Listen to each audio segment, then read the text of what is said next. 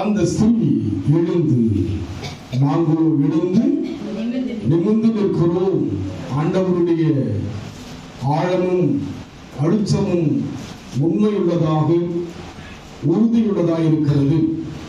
நம்முடைய வார்த்தைகள் மாறலாம், ஆனால் தேவன் சொன்ன வார்த்தையை தொடர்ந்து பேசிக்கொண்டே இருக்கிறார். நாம் எழுப்பி ஆக வேண்டும் என்று சொல்லி தேவன் விரும்புகின்றபடியினாலே எழுப்புவதற்கு வேண்டிய வழிகளை தேவன் நமக்கு வேற்று மூலமாக விளக்கி காமித்துக் கொண்டு வருகிறார். இந்த மாதம் கூட நீ எழுந்து, யார் எழுந்து? நான் எழுந்து. அந்த கெட்ட குமாரனை குறித்து நாம் தியானித்தோம். கடந்த வாரத்திலும் எழுந்ததை குறித்து தியானித்தோம். இந்த வேளையிலும் கூட அந்த ஸ்திரீ எழுந்து தேவனுடைய மனுஷன் சொன்ன வார்த்தையின்படி செய்து, அவர் எழுந்தால், எதற்கு எழுந்தால்? தேவனுடைய மனுஷன் சொன்ன வார்த்தையை செய்யும்படியாக எழுந்தால். இன்றைக்கு நாம் அநேக காரியங்களுக்காக எழுப்புகிறோம், ஆனால் தேவனுடைய மனுஷன் சொல்வதை செய்யும்படியாக எழுப்புகிறோமா என்று ஆராய்ந்து பார்க்க வேண்டும். தேவனுடைய மனுஷன் என்று சொன்னால் அவன் வித்தியாசமானவனா? தேவனுடைய மனுஷன் சொன்னால் அவர்கள் உலகிய காரியங்களுக்கு விளக்கப்பட்டவனா என்று யோசிக்கிறோம். ஆனால் அப்படி அல்ல. வேதத்தில் தேவனுடைய மனுஷனை குறித்து அநேக காரியங்கள் சொல்லப்பட்டிருக்கிறது. எடுத்து நாம் வாசிப்போம். 1 ராஜாக்கள் 19ஆம் அதிகாரம் 19ஆம் வசனம் வாசிப்போம். அந்தபடியே அவன் அவ்விடம் விட்டு புறப்பட்டு போய் 12 ஏர் பூட்டி உழுத சாப்பாத்தின் குமாரனாகிய எலிசாவை கண்டான். அவன் 12ஆம் ஏரை இந்த தேவனுடைய மனுஷன் யார்? எலிசா. இவன் என்ன செய்து கொண்டிருக்கிறான்? 12 ஏர் பூட்டி உழுத சாப்பாத்தின் குமாரனாகிய எலிசாவை கண்டான். அவன் 12ஆம் ஏரை ஓட்டி கொண்டிருந்தான். எலியா அவன் இருக்கும் இடம் மட்டும் போய் அவன் மேல் தன் சால்வையை போட்டான். இவன் யாராயிருக்கிறான்? முன்பாக ஒரு விவசாயினுடைய மகனாக, ஒரு விவசாயியாக இருக்கிறவன் தான் எலிசா. அவன் தான் யாராக பின்வரும் நாட்களிலே தேவனுடைய மனுஷனாக மாறுகிறான். அந்த தேவ மனுஷன் சொன்னதற்கு அந்த சிறிய செய்கிறான். எழுந்து தேவனுடைய மனுஷன் சொன்னதை கேட்டு புறப்பட்டு போனான். இன்றைக்கு ஊழியக்காரன் தேவ மனுஷன் சொல்லும் போது அவங்க வித்தியாசமா இருப்பாங்க. அப்படி அல்ல, அவர்கள் சாதகமாக தான் இருப்பாங்க. ஆமென் சொல்லுங்க பார்க்கலாம். அங்கே நாம் பார்க்கிறோம் அவன் எப்படி இருக்கிறான் என்று பார்க்கிறோம். மறுபடியும் வாசிக்கிறது. அப்படியே அவன் அவ்விடம் விட்டு புறப்பட்டு போய் 12 ஏர் பூட்டி உழுத சாப்பாத்தின் குமாரனாகிய எலிசாவை கண்டான். அவன் 12ஆம் ஏரை ஓட்டிக் கொண்டிருந்தான். எலியா அவன் இருக்கும் இடம் மட்டும் போய் அவன் மேல் தன் சால்வையை போட்டான். அப்பொழுது அவன் நாடுகளை விட்டு எலியாவின் பிறகே ஓடி. எதை விட்டு வந்தான்? தன்னுடைய தொழிலை விட்டு. எலியா அழைத்த போது அந்த அழைப்புக்கு இணங்கியவன் கடந்து வருவதை பார்க்கிறோம். இவன் தான் பின்பு நாட்கள் யாரை மாறுகிறான்? தேவனுடைய மனுஷனாக மாறுகிறான். எலியாவும் தேவனுடைய மனுஷன் தான். எலியாவுக்கு பின்னால் எலிசாவை தேவன் தெரிந்து கொள்ளும்படியாக எலியாவை அனுப்புகிறார். அங்கே அவன் என்ன செய்து கொண்டிருக்கிறான்? ஏர் பூட்டி அவன் ஊழ்ந்து கொண்டிருக்கிறான். அந்த மனுஷன் தான் நாம் பார்க்கிற வண்ணமாக யாராயிருக்கிறான்? அவன் தேவனுடைய மனுஷன். அதனால் நீங்க யோசிப்பது போல தேவனுடைய மனுஷன் வித்தியாசமா இருப்பான் அப்படின்னு கிடையாதுங்க. தேவனுடைய காரியங்களை சொல்கிறவர்கள் தான் யாராயிருக்கிறார்கள்? தேவனுடைய மனுஷன். அதனால் ஸ்திரீ என்ன செய்கிறார்? தேவனுடைய மனுஷனுடைய வார்த்தையை கேட்டு போகலாமா? அந்த ஸ்திரீ எழுந்து தேவனுடைய மனுஷன் சொன்ன வார்த்தையின்படி செய்து தன் வீட்டாரோடு கூட புறப்பட்டு என்ன செய்கிறார்? தன் வீட்டாரோடு கூட புறப்பட்டு. அப்போ நம்முடைய வாழ்க்கையிலே தேவனுடைய வார்த்தை கடந்து வருகின்ற போது நாம் என்ன பண்ண வேண்டும்? அதற்காக எழுந்து காரியங்களை செய்ய பிரயாசப்பட வேண்டும். தேவனுடைய மனுஷன் சொன்ன வார்த்தைக்கு அவன் கீழ்ப்படுகிறவனாய் இருக்கிறான். நம் வாழ்க்கையில் கூட எதற்காக எழும்ப வேண்டும்? தேவனுடைய வார்த்தைக்காக எழும்ப வேண்டும். தேவ மனுஷன் யாராக தான் இருப்பாங்க? அவங்க சிம்பிளா தான் இருப்பாங்க. அவன் சொல்லுங்க பார்க்கலாம். நாம் யோசிப்பது போல வித்தியாசமா தேவனுடைய மனுஷன் என்பது சொன்னால் அங்கே அவன் ஒரு உழுகின்ற ஒரு உழவனாய் இருந்தான், விவசாயியா இருந்தான். அவனை தான் தேவன் எலியாவின் மூலமாய் தெரிந்து கொண்டு வருகிறார். அவன் மூலமாய் கர்த்தர் செய்கிறார். அந்த சிறியத்திலே கர்த்தர் பேசி செய்கிறார். வாசிப்போ எலிசா 8 வாசி 8:1 வாசி. தான் உயிர்ப்பித்த பிள்ளையின் தாயாகிய ஸ்திரீயை நோக்கி, நீ உன் வீட்டாரோடு கூட இங்கே பார்க்கிறோம், எலிசாவுக்கும் அந்த குடும்பத்துக்கும் ஒரு நெருங்கிய ஒரு உறவு இருக்கிறது. அப்படியானால் தேவ ஜனமாகிய நாம் யாரோடு அதிகமாய் நெருங்கி பழக வேண்டும்? தேவனோடும் தேவ ஊழியங்களோடு கூட நெருங்கி பழகணும். நம்ம என்ன பண்றோங்க? ஊரு, உலகம், கொண்டாட்டம், அதுங்க இதில் தான் நெருக்கமா இருக்கிறோம். எதுல இருக்குங்க? நாம் தேவனுடைய பிள்ளைகள். நாம் யாருன்னா தேவனுடைய ஜனங்கள் என்றும் தேவர்கள் என்றும் சொல்லப்படுகிறது. ஆனால் நாம் யாரா இருக்கிறோம்? உலக ரீதியான ஜனங்களை போல் இருக்கிறோம். ஆனால் இந்த ஸ்திரீயை குறித்து நாம் பார்க்கின்ற போது இவள் ஒரு கனம் பெருத்த ஒரு ஸ்திரீயாக சொல்லப்படுகிறது. அதே வாசிப்போம். 4ஆம் அதிகாரம்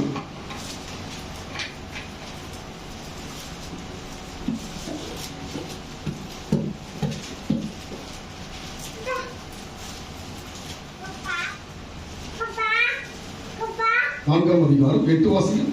பின்பு ஒரு நாள் எலிசா சூனேமுக்கு போயிருக்கும் போது அங்கே இருந்த கனம் பொருந்திய ஒரு ஸ்திரீ. கனம் பொருந்திய ஸ்திரீ யார் இவள்? இந்த ஸ்திரீ யாருங்க? ஒரு நல்ல ஒரு சமுதாயத்தில் வந்து ஒரு உயர்த்தப்பட்ட ஒரு பெண். இவள் யார்? இவள் ஒரு சாதாரணமானவள் அல்ல. ஆனால் இவள் யாரோடு இணைந்து பயணம் செய்கிறாள்? தேவ மனுஷனோடு கூட இணைகின்றவளாய் இருக்கு. அப்போ தேவ ஜனங்களுடைய ஐக்கியம் யாரோடு இருக்க வேண்டும்? தேவனோடும் தேவ காரியத்தோடும் தேவ ஊழியத்தோடும். சொல்லுங்க, அதுல இணைவதற்கு நமக்கு மனசு வருங்க. அதுல வந்து இணைவதற்கு நமக்கு விருப்பமே கிடையாதுங்க. என் ஜாதி, என் குலம், என் கோத்திரம் இருக்கட்டும். நான் யாருன்னா, நான் யார்? நீங்கள் தேவ ஜனங்கள். உங்கள் ஐக்கியம் யாரோடு இருக்க வேண்டும்? தேவனோடும் தேவனுடைய காரியத்தோடும் தேவனுடைய மனுஷனோடு இருக்க வேண்டும். அப்படியாகத்தான் அந்த ஸ்திரீயை குறித்து பார்க்கிற வாசிங்க. பின்பு ஒரு நாள் எலிசா சூனேமுக்கு போகும்போது அங்கே இருந்த கனம் பொருந்திய ஒரு ஸ்திரீ அவனை போஜனம் பண்ணும்படி வருந்தி கேட்டுக்கொண்டார். அப்படியே அவன் பயணப்பட்டு வருகிற போதெல்லாம் போஜனம் பண்ணும்படி அங்கே வந்து. பாருங்க, அந்த ஸ்திரீயினுடைய அந்த குடும்பத்துடைய ஐக்கியம் யாரோடு இருக்கிறது? தேவ மனுஷனோடு கூட இருக்கிறது. உங்களுடைய ஐக்கியம் யாரோடு இருக்கிறது? தேவனோடும் தேவ காரியத்தோடும் தேவ ஐக்கியத்தோடு இருக்கிறதா? யோசிங்க. அப்படி இருந்து எழுந்தபடினால்தான் அவர் வாழ்க்கையிலே பின்வரும் நாட்கள் ஆசீர்வதிக்கப்பட்டார். இன்றைக்கு நம்முடைய ஐக்கியம் யாரோடு இருக்கிறது? துன்மார்க்கருடைய ஆலோசனை நடவாமலும் பரிகாசக்காரத்தில் கர்த்தருடைய பேரில் கர்த்தருடைய ஜனங்கள். நீங்க யார்? நீங்க யாரா மாறிட்டீங்க? மாறுங்களா? ஆமென் சொல்லுங்க பார்க்கலாம். மாறாதவங்க கையை தூக்காதீங்க. மாறணும் சொல்லுங்க. நாம் தேவ ஜனங்கள். நம்மை குறித்து தேவனுடைய பார்வையில வந்து மதிப்புக்குரியவன் நான் மகளுடன் நடனம். மதிப்புக்குரியவன். கர்த்தர் உங்களை மதித்து பார்த்து கொண்டிருக்கிறார், மதித்து பேசிக் கொண்டிருக்கிறார். யார் பேசுகிறது? கர்த்தர் பேசுகிறார். தேவ மனுஷன் சாதாரணமானவன் தான். எலிசா யார் தான்? அங்கே ஏற்பூட்டி விழுகின்ற ஒரு உழவன் தான். அவன் தான் யாராய் மாறுகிறான்? நான் சாதாரண மனுஷன் தான். நான் உங்களோடு கூட வேறு எந்த காரியத்தை குறித்து பேசுவதற்காக கடந்து வரவில்லை. அதனால் நம் வாழ்க்கையிலே தேவனுடைய மனுஷனோடு கூட இணைகின்ற அந்த அனுபவம் அந்த ஸ்திரீக்குள் இருக்கிறது. அவள் யார்? அவள் கனம் பெருத்த ஒருவங்க. அந்த ஊர்ல வந்து ஒரு செல்வாக்கான ஒரு ஸ்திரீங்க, ஒரு தரித்திரமானவங்க அப்படின்னா கிடையாதுங்க. ஒரு ஏழை கிடையாது. அவங்க ஒரு ஏழை கிடையாது. அவர்கள் ஒரு செல்வமான ஒரு ஸ்திரீயா இருக்கிறாள். படிக்க முடியாது. பின்பு ஒரு நாள் எலிசா சூனேமுக்கு போயிருக்கும் போது அங்கே இருந்த கனம் பொருந்திய ஒரு ஸ்திரீ அவனை போஜனம் பண்ண வருந்தி கேட்டுக்கொண்டார். அப்படியே அவன் பயணப்பட்டு வருகிற போதெல்லாம் போஜனம் பண்ணும்படி. பயணப்பட்டு வருகின்ற போதெல்லாம் போஜனம் பண்ண. ஆமா, நான் வந்து பாத்தீங்கன்னா ஒரு 26 வருஷமா வந்து நான் பெங்களூர் போயிட்டு இருக்கேன். அதுக்கு ஒவ்வொரு மாதம் போனா எனக்கு தங்குவதற்கான இடமெல்லாம் கத்தர் வைத்திருக்கிறான். என்னை அங்க இருக்கிற மக்கள் எல்லாம் தேவ மனுஷனா பார்க்கிறாங்க. ஆமென் சொல்லுங்க பார்க்கலாம். தேவ மனிதனாய் பார்க்கிறார்கள். நான் வழியில அந்த பேக் மாட்டின்னு போனா வெளியே பார்ப்பேன், யாரும் இந்திக்கார மாட்டின்னு வராங்க. ஆனா வீட்டுக்குள்ள போனதான் யாரா இருப்பாரு? தேவனுடைய. ஒரு 12 வருஷம் முன்பாக தம்பி அசோக் கூட வந்திருக்காப்புல பெங்களூருக்கு. அங்க போய் பல குடும்பங்கள் அங்க சந்திக்கும் போது சாட்சிகள் சொன்னாங்க. அப்போ அவர் தம்பி சொன்னாப்புல, அங்கிள் நீங்க வந்து பெங்களூர்ல மோசேவா இருக்கிறீங்க, சென்னையில பவுலா இருக்கிறீங்க. நீங்க தேவ மனுஷனாக அங்கே ஜனங்கள் பார்த்தாங்க. இங்க நீங்க எப்படி பார்க்க எனக்கு தெரியல. அங்க எப்படி பார்த்தாங்க? அங்க தங்குவதற்கு அநேக வீடுகளை கத்தர் கொடுத்தான். போனா அங்க இருந்து கிளம்பும் போது அவன் கார்ல கொண்டு வரப்படும், இன்னொரு இடத்துல விட்டுருவாங்க. ஒரு தம்பி பார்த்தீங்கன்னா அப்போ ஒரு அவர் இருக்கிற இடத்துக்கும் நான் வெளியில் வரதுக்கு எப்படி பார்த்தா ஒரு 25 கிலோமீட்டர் இருக்கும். ஆட்டோ என்ன பண்ணுவார், அவர் புக் பண்ணி என்ன பண்ணுவார், என்ன அனுப்புவார். அந்த ஃபேர் என்ன பண்ணுறவர், பாஸ்டிங் போங்க ஐயா, நான் என்ன பண்ணுறத தேவனுடைய மனுஷனாய் அவர்கள் பார்த்தபடியினாலே அற்புதங்களை கர்த்தர் செய்திருக்கிறார். ஒரு குடும்பத்துல அந்த குடும்பம் எனக்கு ஏறக்குறைய 21 வருஷமா எனக்கு பழக்கம். அந்த வீட்டில் தங்குவேன் போனாலும் அவங்களுக்கு தமிழ் தெரியாது, தெரியாதவங்களுக்கு தமிழ் தெரியாது. அந்த குடும்பத்தினருக்கு குழந்தை இல்லாமல் இருந்தாங்க. 5 வருஷங்கள் குழந்தை இல்லாமல் இருந்தாங்க. ஜெபித்த போது ஆண்டவர் அவருடைய கர்ப்பத்தை ஆசீர்வதித்தார். 6 மாதம் குழந்தை வளர்ந்து கொண்டிருக்கின்ற போது திடீர்னு பார்த்தா குழந்தை இறந்து போச்சு. வயிற்றுல அந்த குழந்தை 6 மாசத்துல இறந்துருச்சு. அந்த குழந்தை எடுத்து பார்த்தா ஒரு பெண், அழகான ஒரு குழந்தை இறந்து போச்சு. அதுக்கப்புறம் நான் நினைச்சு அவங்க சோர்ந்துருவாங்க, ஏன்னா அவங்க தமிழ் கிடையாது, அவங்க சோர்ந்து போயிடுவாங்கன்னு யோசித்தேன். ஆனா மறுபடியும் என்ன பண்ண, நான் ஐக்கியப்பட்டு நான் அழைக்க ஆரம்பிச்சாங்க. ஸ்டில் நான் என்ன பண்ண, வீட்டுல போய் தங்குவேன். எனக்கு ஒரு தனி இடம் இருக்கும். இங்க சொல்லப்பட்ட வண்ணமா எலிசாவுக்கு எப்படியாக காரியம் இருந்தது போல தேவ ஈவினால் கிடைத்ததாங்க எனக்கு ஊழியர்கள். அதுக்கப்புறம் தொடர்ந்து ஜெபித்தேன். ஆண்டவர் ஆண் பிள்ளை கத்தர் கொடுத்தார். இன்னைக்கு பாத்தீங்கன்னா நேற்றுக்கு முந்தின காரில் கொண்டு வந்து அந்த தம்பி சின்ன இந்த குழந்தை மாதிரி நடந்துங்க. இன்னைக்கு 19 வயசு ஆனது. அவங்களுடைய தகப்பனார் மறிச்சிட்டாங்க. கடந்த ஆண்டு எதிர்பார்க்காத ஒரு மரணம்.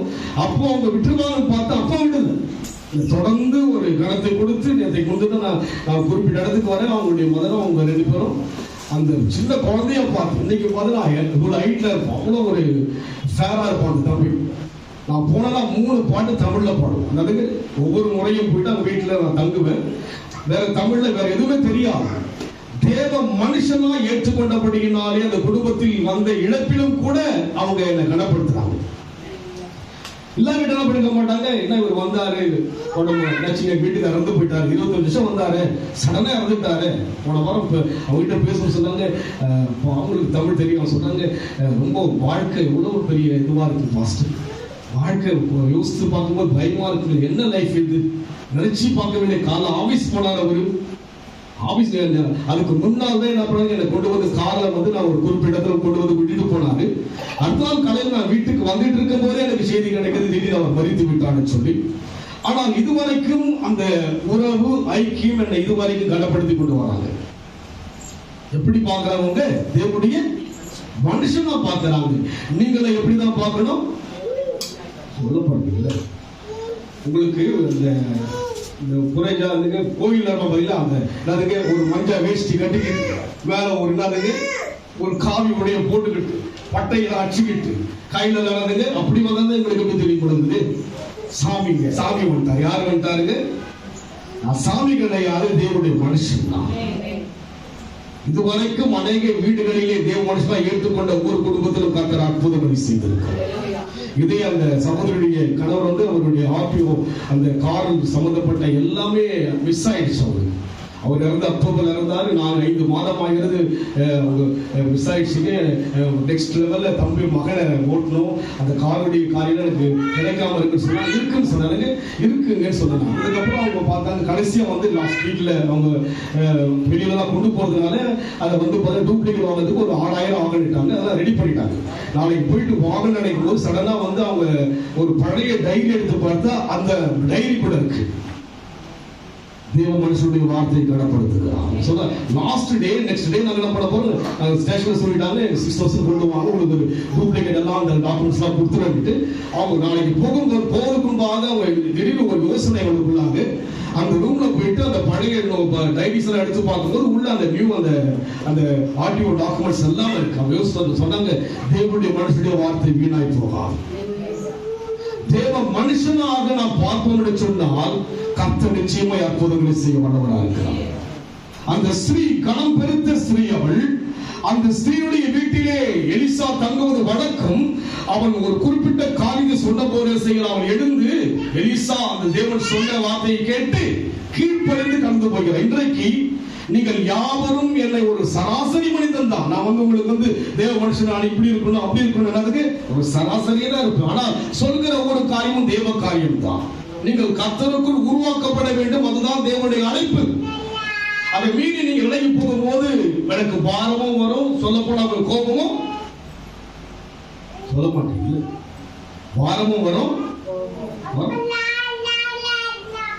எலியாவை கோபம் இருந்தது.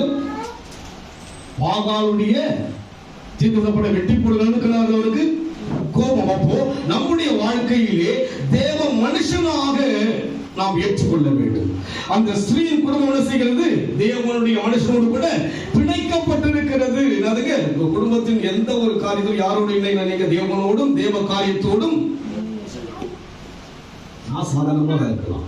எலிசா யாரா இருந்தார்? அவர் ஒரு சாதாரண ஒரு விவசாய குடும்பத்தில் இருந்தவர். அவர் நல்ல ஒரு பெரிய லெவல்ல இருந்தவர். ஆனால் அங்கே பார்க்கின்ற போது எலியாவை பின்பற்றிய விதங்களை குறித்து நாம் பார்க்க முடியும். அவனுடைய அந்த ஒரு தியாகத்தோடு வந்தபடியினால் தேவ மனுஷனாய் மாறுகிறார். அதுபோல நம்முடைய வாழ்க்கையிலே நாம் தேவனுடைய மனுஷனுக்கு செய்யபடியாக வாசிக்கப்போம். 8ஆம் அதிகாரம் 2. அந்த ஸ்திரீ எழுந்து தேவனுடைய மனுஷன் சொன்ன வார்த்தையின்படி தேவனுடைய மனுஷன் சொன்ன வார்த்தையின்படியே என்ன செய்யறீங்க? தேவ ஜனங்கள் சபை மக்கள் யாருடைய வார்த்தையின்படி வாழணும்? தேவனுடைய வார்த்தையின்படியே வாழணும்.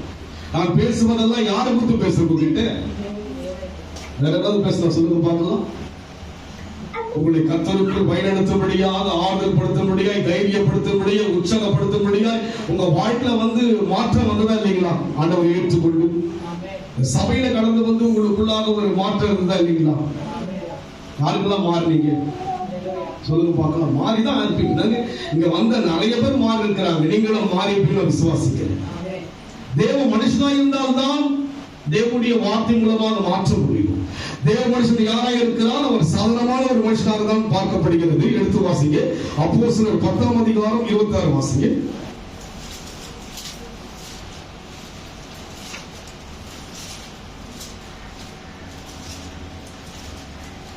பேதுரு அவனை தூக்கி எடுத்து எழுந்திரும், நானும் ஒரு மனுஷன் தான் என்றான். 14-13 வாசிங்க.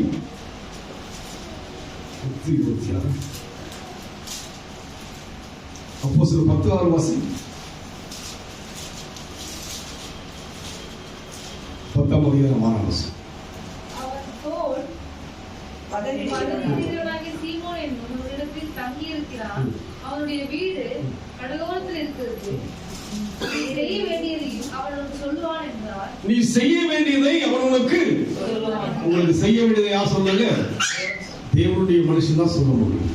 நான் சொல்ல முடியுங்க. அங்கே சொல்லுகிறார். மறுபடியும் படிப்பாங்க.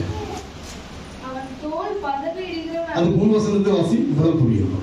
இப்பொழுது நீ யோப்பா பட்டணத்துக்கு மனுஷரை அனுப்பி பேதுரு என்று மறுபெயர் கொண்ட சீமோனை அழைப்பி. புதிய ஏற்பாட்டிலே சீஷர்களாய் இருந்தவர்கள் யாரை மாறுகிறார்கள்? தேவனுடைய மனுஷனாய் மாறுகிறார்கள். முதலாவது இப்படி வந்தவங்க அவங்களாம் ஒரு மீன் பிடிக்கிற ஒரு மீனவர்களாக இருந்தாங்க. ஆண்டவர் சொல்கிறார், அவங்கள மனுஷனை பிடிக்கும்படி அழைக்கப்பட்ட போது அழைக்கப்பட்டு வந்தார்கள். போக போக யாரை மாறுகிறார்கள்? தேவனுடைய மனுஷனாய் மாறுகிறார்கள். மாறினபடியினாலே படிக்கப்போ. இப்பொழுது நீ யோப்பா பட்டணத்துக்கு மனுஷரை அனுப்பி பேதுரு என்று மறுபெயர் கொண்ட சீமோனை அழைப்பி. பேதுரு யாருங்க? சீஷர். யாருங்க? இயேசுவோடு இருந்தவர் தான். படிக்கப்போ. அவன் தோல் பதவி இடுகிறவனாகிய சீமோன் என்னும் ஒரு இடத்தில் தங்கி இருக்கிறான். அவனுடைய வீடு கடலோரத்தில் இருக்கிறது. அவனுடைய வீடு எங்க இருக்கு? ஒரு ரொம்ப ஹையான லெவல் யாருன்னு இருக்கு. அவங்க யாருமே இல்ல. எப்படி இருக்காங்க? அவங்க சிம்பிளா தான் இருக்கு. எப்படி இருக்காங்க? உங்களுக்கு இப்படிதான் இருக்க ஊழியக்காரர்கள் தான். சொல்லுங்க. உங்களுக்கு வேற மாதிரி நினைக்கிறேன். அப்பதான் நீங்க கேட்பீங்க நினைக்கிறேன் இல்லைங்களா?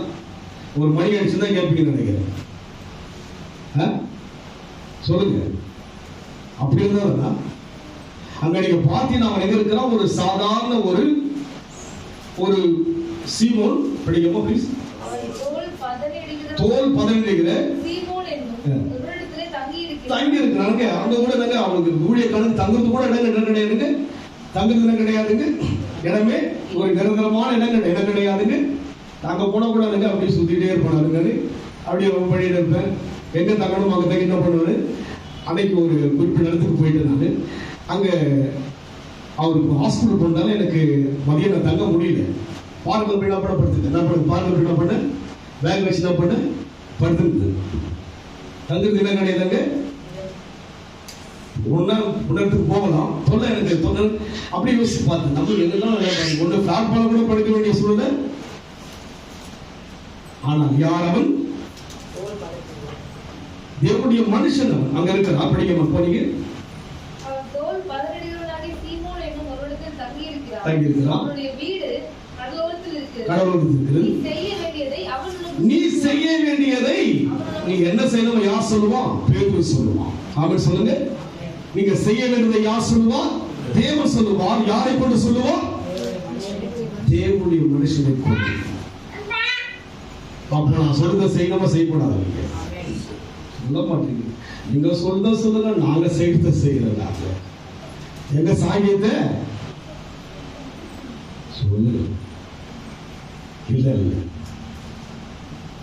கர்த்தர் ஜனங்களா, தேவ ஜனங்கள், உங்களுக்கென்று ஒரு வேதம் கொடுக்கப்பட்டிருக்கிறது. இந்த வேதத்தை நமக்கென்று முக்கியப்படுத்தியிருக்கிறார் தேவன். சும்மா இல்ல. பைபிள் சும்மாவா? நீங்க சும்மா வந்திருக்கீங்களா? நீங்க நான் சும்மா பேசுறேன். நானு கணக்கு இருக்கிறது. ஊழியத்துக்கு கணக்கு இருக்கிறது. உங்களுக்கும் கணக்கு. அவனுடைய கிரிகளுக்கு தக்க பலனோட வரப்போறார் தேவன். நம்ம கூடுகிறது ஒரு ஒரு பொழுதுபோக்கும்படியாய் கூடுகிற இடம் கிடையாதுங்க. யோசிச்சு பாருங்க. அன்னைக்கு யோசிச்சு பாருங்க, இன்னைக்கு இருக்கிறது விடுங்க. அந்த ஆரம்பிக்கும் போது எப்படி இருந்தோம்? எந்த லெவல்ல இங்க வந்தோம்? இப்ப எப்படி இருக்கிறோம்? யார் மாற்றினது? உங்களால் உங்களை மாற்றிக்கொள்ள முடிந்ததா? என்னால் என்னை மாற்றிக்கொள்ள முடிந்ததா? அவர் மாற்றினார். அவருக்காக வாழாம அதுக்கும் இதுக்கும் வேதனையா இருக்கு. ஏன்னா வயதாகுது. இதுக்கு மேல நான் பயந்துலாம் பேச மாட்டேன். என்ன பண்ண மாட்டேன்? பயந்து 62 வயசு ஆயிடுச்சு. கர்த்தர் சொல்லுகிற வார்த்தையை சொல்லிதான் ஆகணும். என்ன பண்ண விடுங்க. கர்த்தர் விரும்புகிற காரியத்தை நம்ம செய்ய முடியாது. தேவன் விரும்புகிறார். அதனால் இந்த மனிதன் யாரு சொன்னால் சாதாரண மனுஷன் அல்ல. 10ஆம் அதிகாரம் 1-2 வாசிங்க. இத்தாலியா பட்டாளம் என்னப்பட்ட பட்டாளத்திலே 100க்கு அதிபதி சொல்றார். நாங்க 130 அதிபதி சொல்றாரு. பேதுரு என்ன சொல்றாரோ அதன்படி செய்ப்பா. நீ யாரா இருக்கா? நீ பட்டாளத்துல ராணுவத்துல 100க்கு அதிபதி, ஒரு பெரிய ஐஎஸ்ஆன ஒரு லெவல்ல இருக்கிற ஒரு மனுஷன் தான். ஆனா யார் சொல்கிறபடி நீ செய்யணும்? கடலோரமா இருக்கிற பேதுரு சொல்றதை நீ செய். ஆமென் சொல்லுங்க. நீங்க படிச்சிருக்கலாம், அந்தஸ்து இருக்கலாம், அழகு இருக்கலாம், எல்லாம் இருக்கலாம். ஆனா ஆண்டவர் சொல்வதையும் தேவ மனுஷன் சொல்வதையும் சொல்ல மாட்டீங்கள.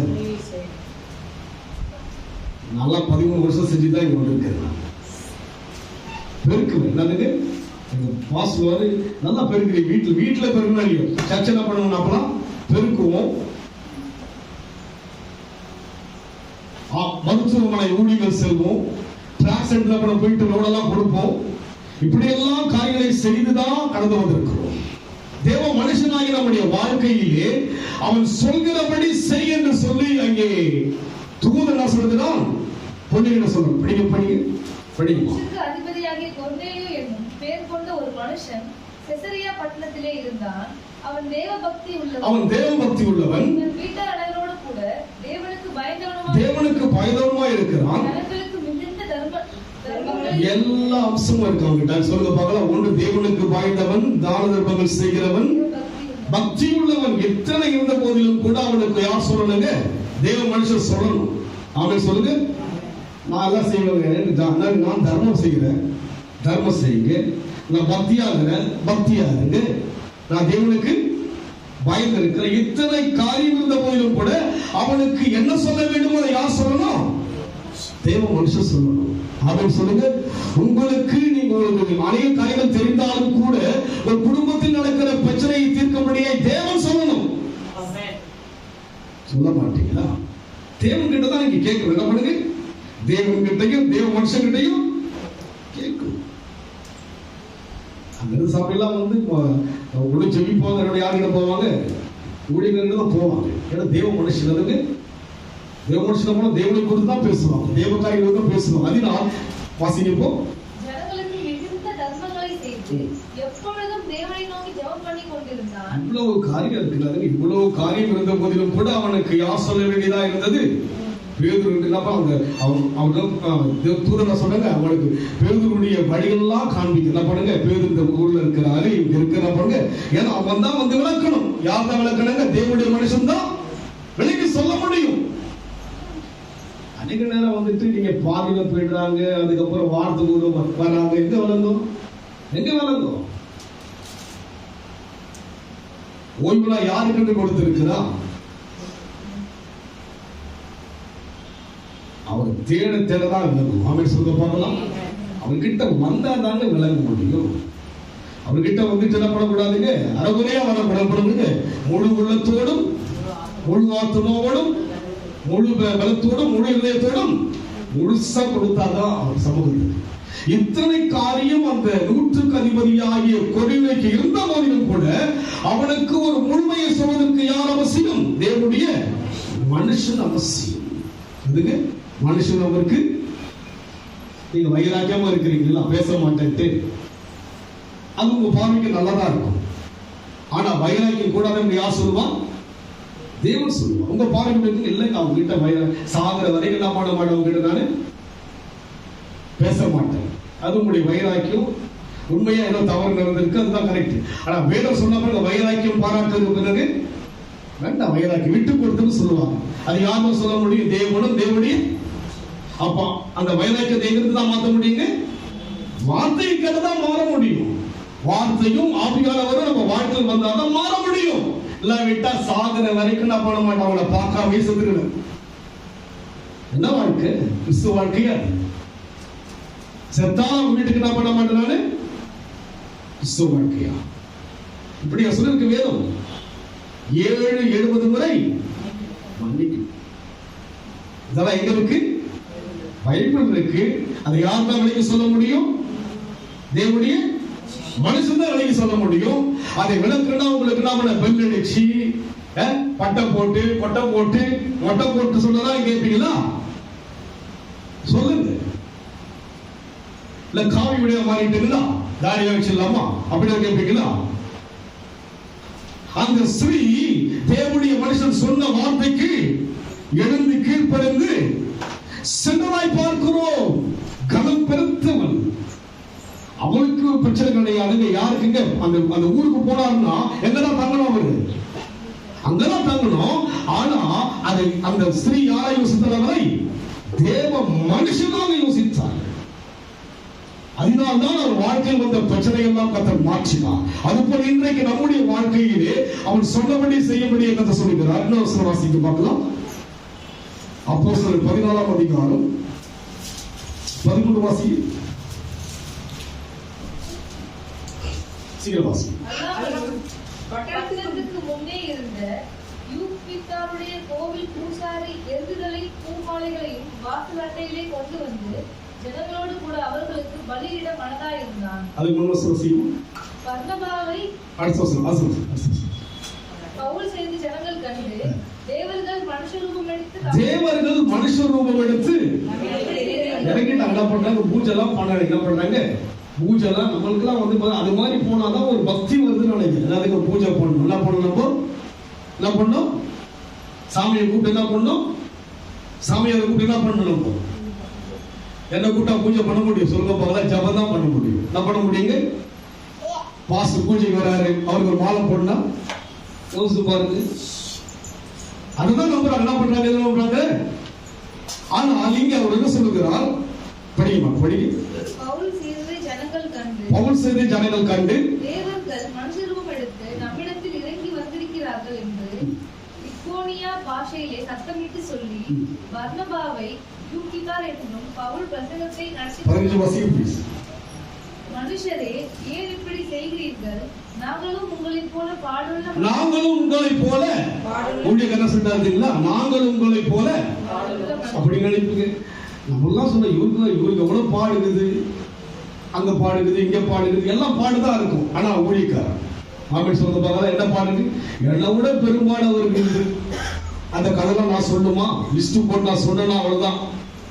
பாஸ்டர் வாங்கி சொல்லுங்க. பவுல் யார் என்று சொல்லுகிறார்?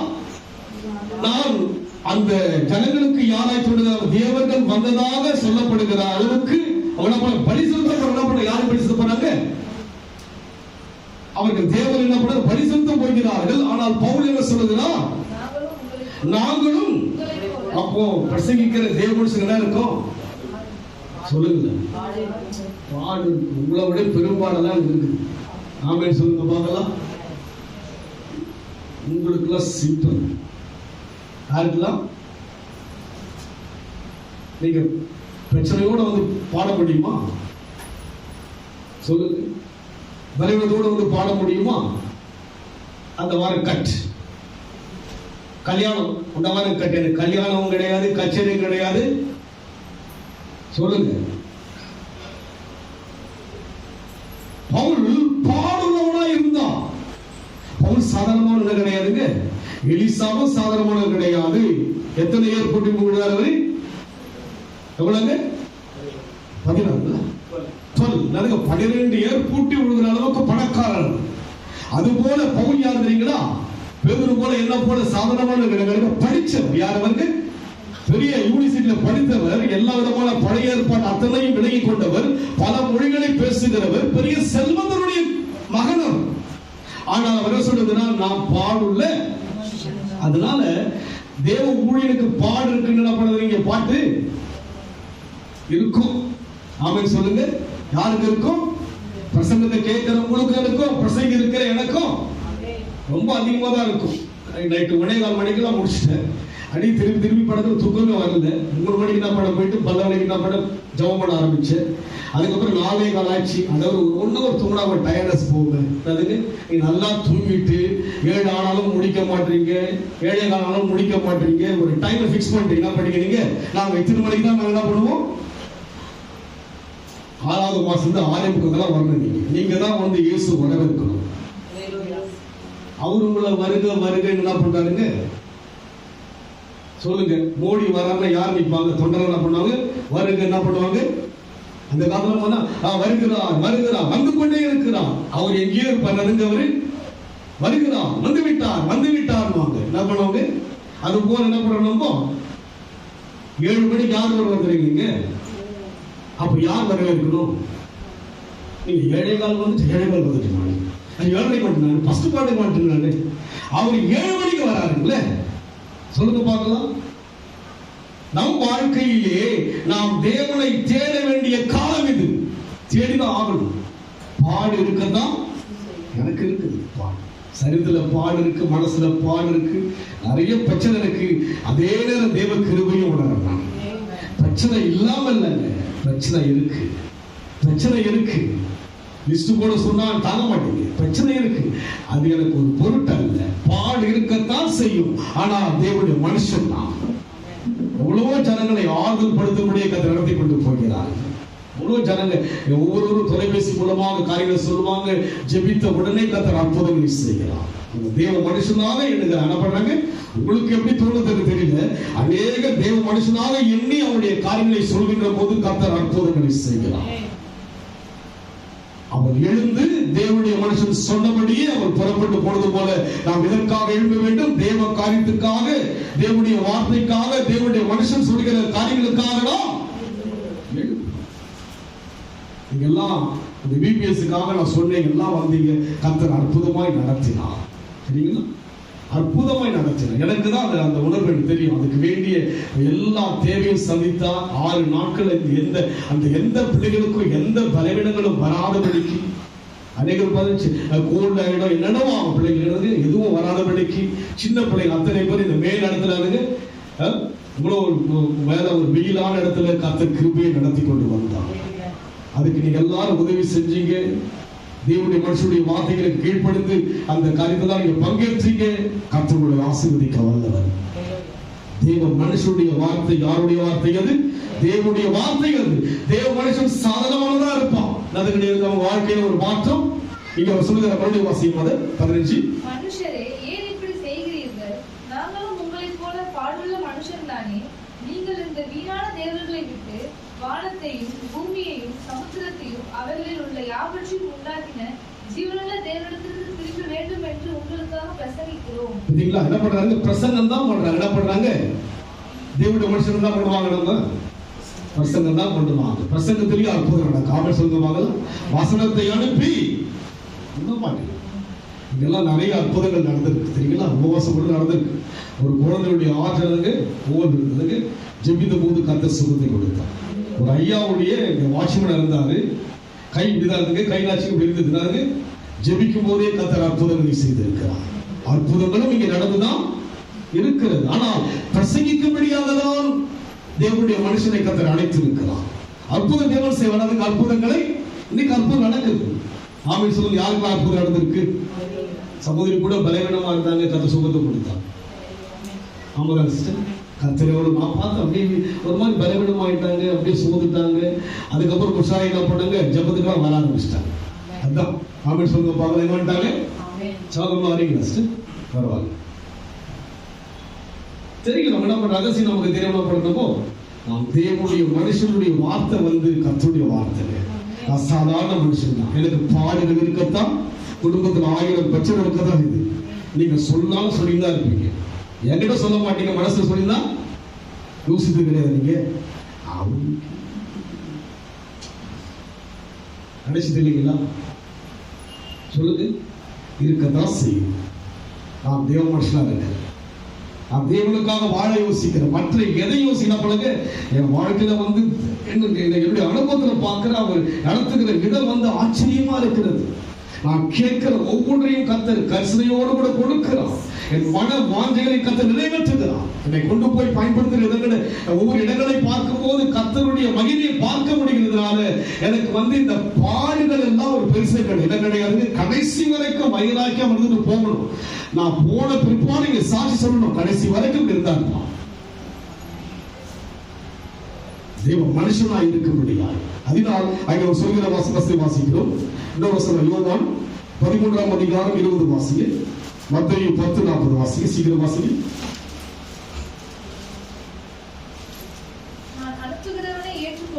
நான் அனுப்புகிறவனை ஏற்றுக்கொள்கிறவன் என்னை ஏற்றுக்கொள்கிறான். யார் சொல்கிறது? இயேசு சொல்கிறார்.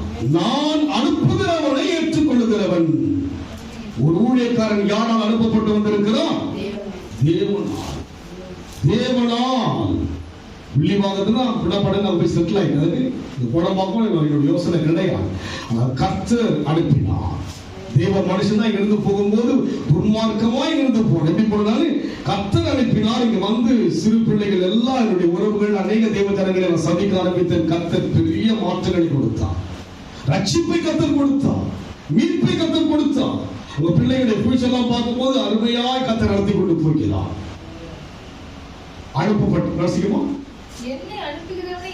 என்னை அனுப்புகிறவனை ஏற்றுக்கொள்கிறவன் என்னை ஏற்றுக்கொள்கிறாங்க. என்னை அனுப்பியிருக்கிறார் இல்லைங்களா? என்னை நீங்க ஏற்றுக்கொண்ட யாரை ஏற்றுக்கொள்றீங்க? நீங்க கர்த்தரை ஏற்றுக்கொள்றீங்க. அவருடைய அழைப்பு இல்லாம இந்த ஊழியரை செஞ்சிருந்தா நின்றுக்க முடியாது. என்ன பண்ண முடியாது? 27 ஆண்டுகளாக முழு நேரம் ஊழியத்துக்கு நான் வந்தேன். இதுல எவ்வளவு பள்ளம், மேடு, நிந்தனை, அவமானம், வெக்கம், மானசூடு எல்லாமே போச்சு. அழைப்பில்லா விட்டா ஓடிட்டு இருந்தேன். அழைப்பில்லா விட்டா நின்றுக்க முடியாதுங்க. யோசிப்போம். ஒரு இடத்துல இது வரைக்கும் நடத்துறேன்னா இந்த ஒரு இடத்தை கொடுத்திருக்கிறாங்க. இங்கேயும் 10 வருஷம் நடத்திட்டு வர இதுல எவ்வளவு பிரச்சனைகள் வந்தது. நான் ஒரு பாடுள்ள மனுஷன் தானே. ஆனால் தேவனுடைய அபிஷேகத்தை பெற்று தேவனால் அழைக்கப்பட்டபடியினால் தான் இங்க நிற்க முடிந்தது. ஆமென் சொல்லுங்க. விட்டா என்ன பண்ண முடியாது. கடைசி வரைக்கும் நின்றுதான் வாழ போறேன். கர்த்தருக்காக மூச்சு இருக்கிற வரைக்கும் அவருக்கு தான். வாழ்க்கை கிடையாது. வேற ஒரு வாழ்க்கை கிடையாது. அதனால் ஏற்றுக்கொள்கிறவன் என்னை ஏற்றுக்கொள்கிறான். என்னை அனுப்பினவரை ஏற்றுக்கொள்கிறான். மத்தேயு 10:40 உங்களை ஏற்றுக்கொள்கிறவன் என்னை ஏற்றுக்கொள்கிறான். என்னை ஏற்றுக்கொள்கிறவன் பாருங்க. ஆண்டவர் பாருங்க எவ்வளவு மிங்கலாயிட்டு பார்த்தீங்களா? கூடவே இருக்கிறார். யாரும் இருக்கிறார்? தேவனுடைய மனுஷனோடு இருக்கிறார். நீங்களும் தேவ மனுஷர்கள் தான். ஆமென் சொல்லுங்க பார்க்கலாம். அதனால் நம் வாழ்க்கையிலே தேவனுக்காக எழும்பும்படியாக ஒப்புக்கொடுங்க. வசனம் என்ன சொல்கிறதோ, தேவ மனுஷன் என்ன சொல்கிறானோ அதை கேட்டு அதன்படி நடக்கும்படி ஒப்புக்கொடுக்கின்ற போது நம் வாழ்க்கையில் நடக்கின்ற சம்பவத்தை நாம் பார்ப்போம். எடுத்து நாம் வாசிப்போம். அப்போஸ்தலர் 16:30 படிச்சிட்டீங்க.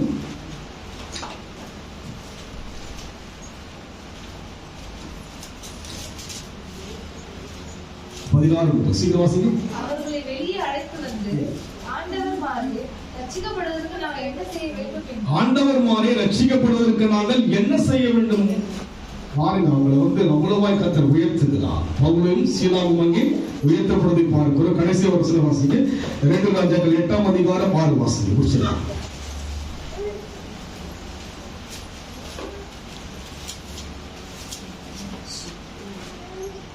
ராஜா அந்த ஸ்திரீயை கேட்டதற்கு அவள் அதை அவனுக்கு உரைத்து சொன்னாள். அப்பொழுது ராஜா அவளுக்கு ஒரு பிரதானியை நியமித்து அவளுக்கு உண்டானது எல்லாவற்றையும் அவள் தேசத்தை விட்டு நாள் முதல் இதுவரைக்கும் உண்டான அந்த வயலில் அவள் தேசத்தை விட்டு போன நாள் முதல் இதுவரைக்கும் உண்டான அந்த வயலின் வருமானம் அனைத்தையும் தேவ மனுஷனுடைய வார்த்தை பிரகாரமாய் அந்த ஸ்திரீ புறப்பட்டு போனபடியினாலே அவள் வாழ்க்கை நடந்தது என்னங்க? அவள் விட்டு போன நாள் முதல் இதுவரைக்கும் உண்டான அந்த வயலின் வருமானம் அனைத்தையும் அவளுக்கு கிடைக்கும்படி செய் என்றான். இந்த வருமானம் எல்லாம் கர்த்தர் ஆசீர்வதிப்பார். எப்பொழுது சொல்வதை கேட்கணும். தேவ மனுஷன் எதை பத்தி தான் பேசுறாங்க? ஆண்டவர் பத்தி தான் பேசுறாங்க. வேற எதை பத்தியும் ஆசாரிய வாயில்தான் வருங்க, வேதம் தான் வருங்க. நிச்சயமாகவே அவள் வாழ்க்கையிலே அந்த ஸ்ரீ எழுந்து தேவனுடைய மனுஷன் சொன்ன வார்த்தையின்படியே செய்து தன் வீட்டார் அனைவரோடு கூட புறப்பட்டு பெரிச தேசத்திலே போய் 7 வருஷம் சஞ்சரித்தான். அதுக்கு திரும்பி வந்த போது அதுக்கு அங்க பஞ்சம் உருவாகும் என்று எலிசா சொல்லிட்டாரு. ஆனா நம்ம என்ன பண்ணுங்க? தேவன் சொன்னபடி கேட்கப்பட போன பிற்பாடு அவன் வாழ்க்கையில் என்ன நடக்கிறது? 6ஆம் வசனத்தில் சொல்லப்பட்ட வண்ணமாக அவன் தேசத்தை விட்டு போன நாள் முதல் இதுவரைக்கும் உண்டான அந்த வயலின் வருமானம் அனைத்தையும் அவனுக்கு கிடைக்கும்படி செய் என்றான். உங்களுடைய எல்லா காரியங்களும் ஆசீர்வதிப்பார். ஆமென் சொல்லுங்க. உங்களை கர்த்தர் கீழாக்கலாம் அழைக்குது. ஆமென் சொல்லுங்க பார்க்கலாம். உங்களை கர்த்தர் வருகின்ற 6 மாதங்கள்ல மேலாக்க போறார். ஆமென் சொல்லுங்க. எப்போ மேலாக்குவாருங்க? தேவனுடைய மனுஷன் சொல்கிற வார்த்தையை 6:45 மணிக்கு ஒரு நாள் கர்த்தர் மேலாக்குவார். வரவேற்கணும் கர்த்தரை. ஆமென் சொல்லுங்க. என்ன செய்வீங்கன்னு தெரியாது. நீங்க வரவேற்க ஆரம்பிச்சீங்கன்னா கர்த்தர்களை உயர்த்த போகிறார். நீங்க மெதுவா வந்து அவங்க இஷ்டம். யாருடைய வார்த்தை இது? தேவனுடைய. நான் பாடுள்ள மனுஷன் தான். நான் ஒரு சராசரி மனுஷன் தான். நான் விசேஷமான மனுஷன் கிடையாதுங்க. கொள்ளையில் அவன் சொன்னபடியே செய் என்று சொன்னார். அப்படியே அந்த ஸ்ரீ எலிசா சொன்னபடியே செய்தால் இன்றைக்கு நம் வாழ்க்கையிலே தேவன் சொல்வதை நீங்க செய்ய. தேவன் வந்து உங்களை சீக்கிரம் வரணும்னு எதிர்பார்க்கிறார். அதுதான் உங்களுடைய முதல் படி. உயர்வுக்குரிய ஒரு ஃபர்ஸ்ட் தெரியுங்களா? சொல்லுங்க. நீங்க வேலை செய்யற இடத்துல கரெக்டா போயில போக மாட்டீங்களா? சொல்லுங்க, மனசார சொல்லுங்க பார்க்கலாம். அப்போ அங்க ஒரு காரியம், இங்க ஒரு என்ன யோசிச்சு பாருங்கள. கொஞ்சம் நீங்க பயபக்தி இருக்கலாம், ஜபம் இருக்கலாம், எல்லாம் இருக்கலாம். அந்த பிள்ளரை ஆட்டம் காணுது இல்ல, அதுக்கு எது வீக்கா? அந்த நேரம் தாங்க முக்கியம். அது தெரியாம நம்ம வாழ்ந்துருக்கிறாங்க. எது நேரம் தான் நமக்கு முக்கியம். அதை ஒரு மனுஷன் கத்துக்கிட்டு நீங்க வெற்றி தான். ட்ரெயின் போகும்போது எத்தனை மணி போவீங்க? அந்த ட்ரெயினுக்கு ட்ரெயின்ல போய் பஸ்ல போவீங்க? ட்ரெயின் தான். எத்தனை மணிக்கு போவார்? போயிடும் இல்லையா? பத்தியா? ஏன்னா ட்ரெயின் போயிடும் இல்லைங்களா? இங்க பாசம் தானே கண்ண முடியும் பட்டு உட்காந்து என்ன பண்ணணும் யோசிங்க. இந்த 6 மாசம் யோசிங்க. யாரை வரவேற்கணும்? ஆண்டவர் ஏற்கிறார். தேவன் ஏற்குகிறார். நீங்க நிமிர்ந்து நிற்கும்படியா விரும்புகிறார். அதெல்லாம் ரகசியம். எனக்குள் தேவன் உணர்த்துவதை நான் சொல்றேன். அவரை வரவேற்க. நீங்க வந்து அவரை துதிச்சு பாருங்க. முதல் பாடல்ல பாடி பாருங்க, 2வது பாடல்ல பாடி பாருங்க, சாட்சி சொல்லுங்க. முழுமையா அந்த பிரசத்துக்குள்ளா இருந்தீங்கன்னா உங்களுக்கு திருப்தி தான். இது தெரியாம எனக்கு தூக்கம் வரலையே, எனக்கு உடம்பு முடியல, எனக்கு உடம்பு முடியலையே, பிரச்சனை டென்ஷன் எனக்கு டென்ஷன் இருக்குதுல்ல. ஆமாங்க, எனக்கு முன்பான தேவன் வருவாரு. நான் யாரு? நான் அவரை வரவேற்பது. நான் அவங்க என்னை வரவேற்பதுக்கு நான் ஏமாத்திருந்தா யோசிங்க. நீங்க பெரியவங்களா? இயேசு பெரியவங்களா? சொல்லுங்க சொல்லுங்க. யார் பெரியவர்? அப்ப யாருக்கிட்ட வரணும் சொல்லுங்க பார்க்கலாம். ஒரு அதிகாரி கிட்ட போயிட்டு நீங்க வாங்க 7 மணிக்கெல்லாம் நான் 8 மணிக்கு வரேன்னா ஒத்துக்குவாங்களா? சொல்லுங்க, ஏத்துக்குவாங்க? அது அப்பா ஆண்டவர் எதிர்பார்க்கிறார். இன்னும் 6 மாசம் இருக்கு. எழுந்து சொல்ல போறீங்களா இல்லையா? எத்தனை மணிக்கு வர போறீங்க? யாரெல்லாம் வர போறீங்க? 6:45.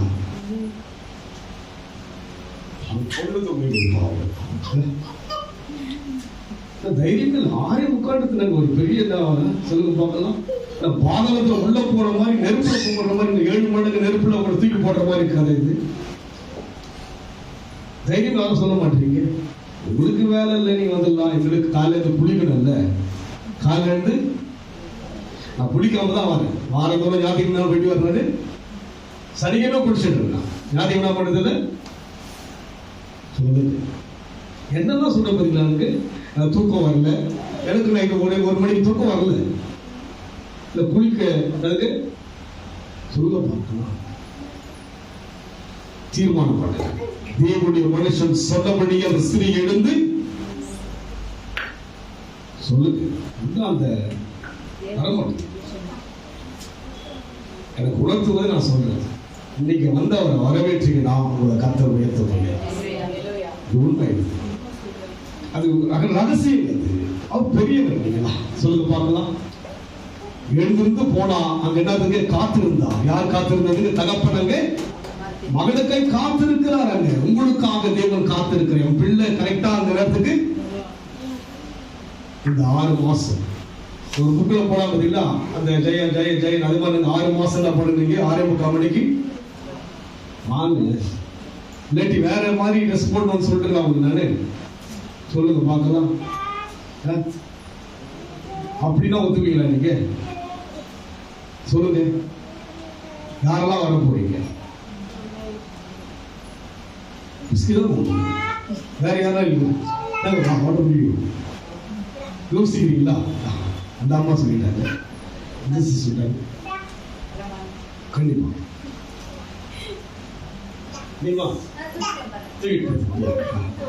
ஒட்டுமொத்தம் பண்ணிட்டாங்க. அப்போ அடுத்த வாரம் வந்து 6:45 தான். ஆமென் சொல்லுங்க. வந்து பாருங்க கர்த்தருடைய மகிமை. நேசிக்கிறார். மேல அளவில்லாத அன்பு அவருக்கு இருக்கு. யோசிக்கிறேன் அவன் நேசிக்கிறான். காரணம் ஒரு மனுஷனா இருந்தாலும் கூட தேவனுக்காய் வாழும் ஒரு வாழ்க்கை தான். கர்த்தரோடு வாழ்ந்து பாருங்களா, அதை விட சிறப்பு ஒண்ணு கிடையாது. வாழ்க்கையில அனுபவிக்கிறேன். பிள்ளைங்கள்லாம் தெரியாது என்னுடைய வாழ்க்கை தனிமையில வந்து என்ன தேவன் நடத்துற விதங்கள்லாம் ஆச்சரியமா இருக்கும். ஒரு தம்பியோட போவோம், அவ்வளவு பெரிய அவருடைய 30 லட்சத்துக்கு மேல அந்த கார்ல என்னை கொண்டு போயிட்டு நல்ல ஒரு 3 ஸ்டார் தான் போகும். 2 மதம் சாப்பிட 3000 ரூபாய்க்கு போகலாம் அப்படின்னு ஒவ்வொரு மாதமும் யோசிப்பேன். அப்படியே நேசிப்பாங்க. ஃபேக்டரி, பெரிய ஒரு ஃபேக்டரியுடைய ஓனர் அவங்க. அப்படியெல்லாம் கர்த்தர் கொடுத்திருக்க காரணம் என்ன? இத்தனை ஆண்டுகளாக ஒரு தேவ மனுஷனா இருக்க வாஞ்சிச்சிருக்கிறேன். நேரத்தை மாத்திரம் கரெக்டா கொடுத்துருக்கேன். நீங்க ரகசியம் நான் வந்து சொல்லுவாங்க. அன்னைக்கு சென்னையில தான், பெங்களூர்ல வந்து எனக்கு இங்க டிராபிக்ல போக முடியாது. இப்ப சென்னையில பார்த்து கரெக்டா சொல்லுவாங்க, பாஸ் கரெக்டா வந்துடுவாங்க டைமுக்கு. தேவனுக்கு வாங்க 6 மாசத்துல கர்த்தர் எழுந்து எந்தெந்த காரியம் தடைப்பட்டிருக்கோ அதெல்லாம் கர்த்தர் மாற்ற போகிறார். அதிசயம் தேவன் செய்ய விரும்புகிறார். எனக்கு செய்ய ஆரம்பிக்க போகிறார். நான் விசுவாசிக்கிறேன். கண்களை மூடுவோமா? இந்த ஸ்திரீ எழுந்து தேவனுடைய மனுஷன் சொன்ன வார்த்தையின்படியே, ஐயா ஆவியானவரே என்னை அல்ல உண்மை ஏற்றுக்கொண்டபடி நான் சுத்துறேன். இது உங்களுடைய வார்த்தை. எங்க மேல பிரியமா இருக்கிறீங்க, எங்க மேல ஆசையா இருக்கிறீங்க, என்னை நேசிக்கிறீங்க, என்னை உயர்த்த விரும்புறீங்க. தகப்பனே ஆண்டவரே, தேவ ஜனங்களுக்காய் ஸ்தோத்திரம், தேவ ஜனங்களுக்காய் ஸ்தோத்திரம், திருச்சபை மக்களுக்காய் ஸ்தோத்திரம், அபிஷேகத்தை கொடுத்திருக்கிற பிள்ளைகளுக்காய் ஸ்தோத்திரம். தீர்மானத்தோடு இன்றைக்கு ஆண்டவரே ஒரு தீர்மானத்தை கொடுத்திருக்கையா ஆண்டவர், எங்களை உயர்த்த சித்தமாயிட்டீங்க, உயர்த்த விரும்பிட்டீங்க. நீ செய்ய நினைப்பது யாராலும் தடை செய்ய முடியாது. எந்த தந்திரமோ மந்திரமோ சூழ்ச்சியோ சூதோ ஆண்டவர் எந்த மனிதனாலும் எங்கள் உயர்வை தடுக்க முடியாதப்பா. கர்த்தர் உயர்த்து அழைத்திருப்பதினாலே தீர்மானித்த ஒவ்வொரு தேவ ஜனங்களுக்காய் ஸ்தோத்திரம் ஐயா. ஆண்டவரே, வருகின்ற ஆண்டவரே நாட்களில் நாங்கள் தேவனுக்கென்று வைராக்கியமாய் எழும்ப ஒப்புக் கொடுக்கிறோம். காரணம் எங்களை எழுந்து நிமிடனுக்கு அழைத்திருப்பதற்காய் ஸ்தோத்திரம் ஐயா. ஆசீர்வதிங்க இயேசுவின் நாமத்தில் பிதாவே. என் ஆத்துமாவே கர்த்தரை ஸ்தோத்திரி, என் உள்ளமே நாமத்தை ஸ்தோத்திரி. என் ஆத்துமாவே கர்த்தரை ஸ்தோத்திரி, கர்த்தர் சில சகல உபகாரங்களை பண்ணலாம்.